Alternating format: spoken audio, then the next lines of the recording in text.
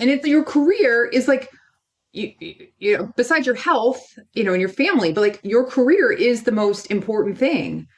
And how are you financially supporting yourself and taking care of the people that you love?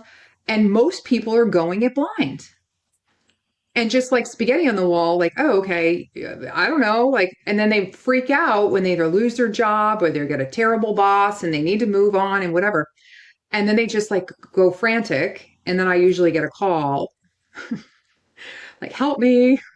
So an intentional career pivot is where thinking about like the idea is not to wait. The idea is not to wait till your back is against the wall. To look at your career is sort of long game. So an intentional career pivot is where you think about, okay, like what are the things that you've already learned? What are the things you're good at? What is the thing that you want to be doing more of? And then how do we take that and put you into a place where you are not, where I always say is like where you're celebrated, not tolerated. And what I mean by that is each person has a unique thing that they bring to the table. And I'm going to give you an example. So I had one, I'm going to give you one client example where this person had spent their whole career in like financial services and wealth management and was like needed a change, was just like burnt out, etc. So we said, okay, well, let's think about where is your real unique skill set. You've been doing this for, you know, 15 plus years. You have a real deep industry knowledge in wealth management. Who could use that? So I said, where, you know, you're kind of in a sea of sameness right now. All these other people have the same skills as you, but who needs you?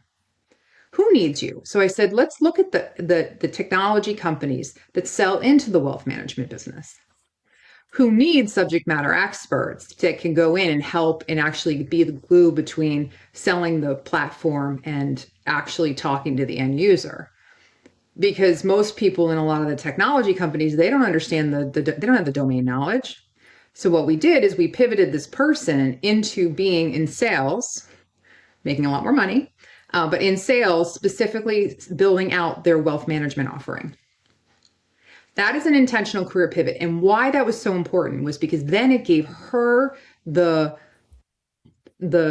background that moved her over into sales. Because number one, we're all in sales, but like the more you could show that you have sales skills and that it diversified her.